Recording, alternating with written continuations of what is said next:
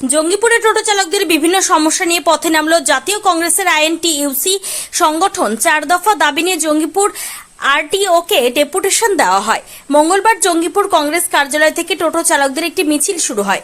মিছিলে চালকদের সঙ্গে পায়ে পা মেলান আইএনটিইউসি জেলা সভাপতি অজয় চ্যাটার্জি, রঘুনাথগঞ্জ 1 নম্বর ব্লকের নেতৃত্ব হামিদুল শেখ, জঙ্গিপুর টাউন সভাপতি মোহন মাহাতো প্রমুখ নেতৃত্বরা। এদিন আইএনটিইউসির পক্ষ থেকে দাবি করা হয়, কোনো টোটো বন্ধ করা যাবে না। নতুন পুরনো সমস্ত গাড়ির রেজিস্ট্রেশন ও চালকদের ড্রাইভিং লাইসেন্স দিতে হবে। রেজিস্ট্রেশন ফি 1000 টাকার মধ্যে করতে হবে। এই কয়েক দফা দাবি সহ 5 জনের এক প্রতিনিধি দল আরটিওকে স্মারকলিপি তুলে দেন।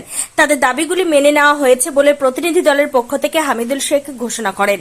এদিনের মিছিলে কয়েকশো টোটো চালক অংশগ্রহণ করেন। তাদের দুশ্চিন্তা কাটল বলে টোটো চালক রাকেশ শেখ জানান। জঙ্গিপুর থেকে তরিকুল শেখের রিপোর্ট, জঙ্গিপুর টিভি। বলেছিল যে এটা পরিবেশ বান্ধব, অর্থাৎ এটাতে কোন রকম দূষণ করে না বায়ুমণ্ডলকে। সে কারণের জন্য এইগুলোকে গ্রিন করিডোর বা সমুদায়নের মধ্যে দিয়ে রেখে এদিকে কোনো লাইসেন্স ফি বা কোন রকম রেজিস্ট্রেশন ফি বা পুলিশের কোন অত্যাচার সহ্য করতে হবে না। প্রথম রাজ্য সরকার এই কথা বলার পর সেই বেকার যারা ছেলে শিক্ষিত বেকার, কেউ অশিক্ষিত নয়, তারা আজকে টোটো কিনে তিল করে 10 বছর থেকে তারা আজকে পড়েছিল। আজকে হঠাৎ করে মমতা ব্যানার্জির লক্ষ্মী ভান্ডারের আত্মার থেকে, মমতা ব্যানার্জির দুর্গা পুজোর সময় লক্ষ লক্ষ টাকা মণ্ডপে দেওয়ার আত্মার থেকে আজকে যানবাহনের উপরে, বিশেষ করে লরির উপরে, বিশেষ করে আমাদের টোটোর উপরে আজকে আক্রমণ নেমে আসছে। কে বলেছিল সেদিন বেকার? আমাদের অধীর চৌধুরীর নির্দেশ পতন আইএনটিইউসি ব্যানারে আমাদের আজকে আরটিওর কাছে একটা ডেপুটেশনে আমাদের শত শত অটো এবং অটো চালকরা পদপর্যায়ে কেউ টোটো নিয়ে কয়েকশো টোটো চালকরা আজকে উপস্থিত হয়েছিল এসডি অফিসের সামনে আরটিও অফিসের ডেপুটেশনের উদ্যোগে। ডেপুটেশনের মূল উদ্দেশ্য হচ্ছে যে একটি তালিবানি শাসন আরম্ভ করে দিয়েছে আরটিও থেকে।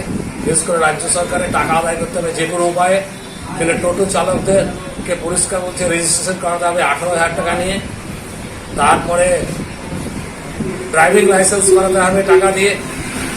আজকে প্রথম যখন টোটো পশ্চিমবাংলায় নামে তখন এটাকে তো বলেছিল গ্রিন জোন করিডোর তৈরি হবে, টোটো নামলে পরে কারণ হচ্ছে দূষণ মুক্ত এই টোটো, সেই কারণে যেন কোনো ট্যাক্স লাগবে না, ড্রাইভিং লাইসেন্স লাগবে না। সেই জন্য হাজার হাজার বেকার যুবক এবং যুবতীরা এই টোটো কোনো রকমের ধার দেনা করে কিনে, বন্ধন থেকে লোন কিনে অথবা জমি বিক্রি করে, মায়ের সোনা বিক্রি করে, বউর সোনা বিক্রি করে জমি বন্ধক দিয়ে তারা টোটো কিনেছিল। সেই টোটো চালকদের উপরে হঠাৎ করে তালিবানি শাসন নেমে এসছে যে 18,000 টাকা করে দিতে হবে, driving licence, registration fee, insurance, এইসব অদ্ভুত ব্যাপার। এই গরিব ছেলেরা কোনো রকমের যদি গ্লাস আচ্ছাদন করে বাড়ি থেকে নিয়ে যায়, 300-400 টাকা বাড়িতে দিয়ে যায়, নিয়ে গিয়ে তারা ফ্যামিলি নিয়ে কোনো রকমের তাদের চলে। তাদের উপরে এই তালিবানি শাসন হলে ক টাকা রোজগার হয় একটা টোটো চালক?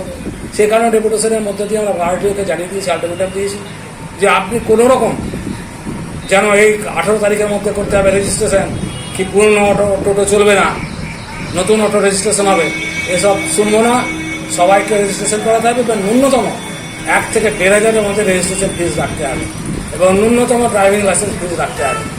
তারা বলেছে মোটামুটি আমরা চেষ্টা করবো আপনাদের কথা রাখার, এবং আমরা ম্যাডামের সম্মানে এসডি মহাশয়ের সঙ্গে আলোচনা করবেন, করে যতটা সম্ভব আমরা কমিয়ে রাখার চেষ্টা করব।